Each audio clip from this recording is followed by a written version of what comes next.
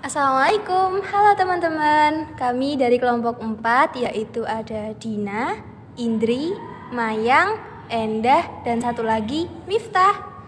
Kami akan melakukan praktikum korosi pada paku besi. Cekidot. Ini korosi ya guys, bukan koasi. R-nya melewat sedikit karena senyumanmu. Kamu nanya? Yaudah, biar aku sih tahu deh. Korosi atau perkaratan merupakan suatu peristiwa perusakan logam karena terjadinya reaksi kimia antara logam dengan zat yang ada di lingkungannya, sehingga dapat membentuk senyawa yang tidak dikehendaki. Contoh korosi di lingkungan kita apa ya? Yap, betul, paku besi. Paku besi termasuk contoh korosi sederhana nih di lingkungan kita. Gimana? Penasaran bukan? Yuk kita mulai aja percobaan korosi kali ini. Let's go! Oke teman-teman, sekarang kita akan bahas apa aja nih alat dan bahan yang akan dibutuhkan pada praktikum kali ini. Alatnya yaitu 4 buah tabung reaksi, amplas, pemanas air, plastik, karet. Bahannya yaitu ada 4 buah paku, minyak, air, Aquades, CaCl2, dan kapas.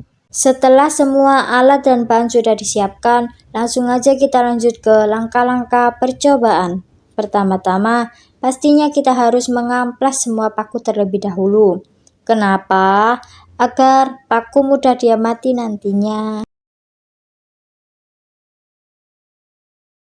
Percobaan korosi pada minyak. Pertama, masukkan 1 paku ke dalam tabung reaksi.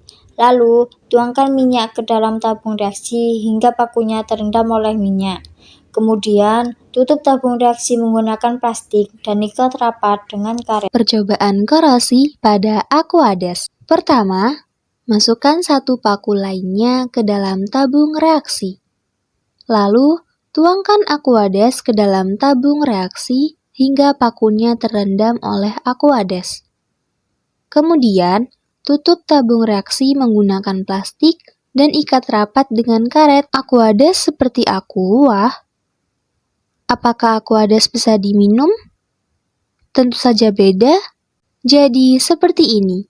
Aquades adalah air hasil destilasi atau penyulingan, sama dengan air murni, dan hampir tidak mengandung mineral terlarut di dalamnya. Aquades boleh kok diminum, asalkan tidak dikonsumsi dalam jangka waktu yang panjang.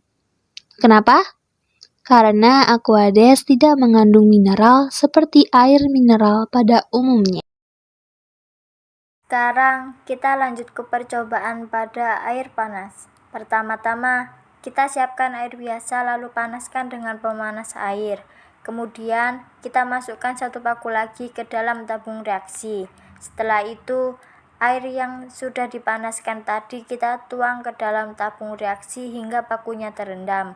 Yang terakhir, pastikan kita menutup tabung reaksinya dengan plastik dan ikat rapat menggunakan karet. Percobaan korosi pada kapas ditambah CaCl2.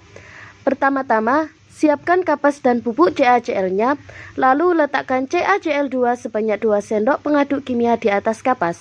Paku yang sudah disiapkan tadi, kita bungkus ujungnya dengan kapas yang sudah diberi CaCl2. Kemudian, paku yang telah dibungkus kapas dan CaCl2 tersebut kita masukkan ke dalam tabung reaksi. Jangan lupa tutup tabung reaksi menggunakan plastik dan ikat rapat dengan karet. CaCl2 kok kayak garam ya? Karena CaCl2 adalah salah satu jenis garam yang terdiri dari unsur kalsium atau Ca dan klorin atau Cl2. CaCl2 merupakan garam berwarna putih yang mempunyai sifat menyerap terhadap air dan memiliki kandungan panas yang besar hingga dapat mengikat air dan larut di dalamnya. 5 days later. Pada percobaan pertama yaitu dengan minyak. Paku tersebut tidak mengalami korosi, disebabkan karena minyak tidak mengandung oksigen, dan minyak dapat menghambat kontak langsung antara besi dengan oksigen dan air. Lalu, pada percobaan kedua, yaitu pada Aquades, paku tersebut mengalami korosi, disebabkan karena Aquades atau air suling dapat mengikat oksigen yang ada di dalam tabung reaksi tersebut. Hal inilah yang menyebabkan Aquades dapat membuat paku besi berkorosi meski dalam keadaan tertutup. Kemudian pada percobaan ketiga, yaitu dengan air panas. Paku tersebut mengalami sedikit korosi disebabkan karena air panas mempunyai temperatur yang tinggi. Semakin temperaturnya, maka semakin cepat juga terjadi korosi. Korosi pada air panas memerlukan waktu yang sedikit lama, karena air panas membuat kadar oksigen yang terlalu semakin berkurang. Hal ini disebabkan akibat adanya pemanasan. Tabung keempat yaitu CaCl2 dan kapas. Sebelumnya, paku bersih dan CaCl2 masih melekat di kapas. Kemudian setelah 5 hari di ujung paku mulai berkarat dan CaCl2 mulai melebur di kapas, sehingga menyebabkan warna kapas menjadi kekuningan. Kesimpulan. Nah, dari percobaan kita mulai awal hingga akhir, kami dapat menyimpulkan bahwa korosi atau pengaratan dapat terjadi karena adanya reaksi kimia maupun zat-zat yang ada di sekitarnya.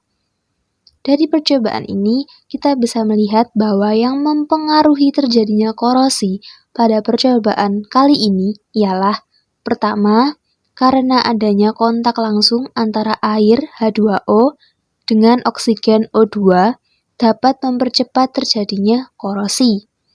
Yang kedua, adanya kontak dengan elektrolit yaitu seperti CaCl2. Dan yang ketiga, karena adanya temperatur yang tinggi membuat terjadinya korosi semakin cepat. Dan dari percobaan di atas juga terdapat solusi untuk menghindari korosi pada besi. Nah, salah satunya yaitu dengan pelapisan besi menggunakan minyak. Usaha untuk membuka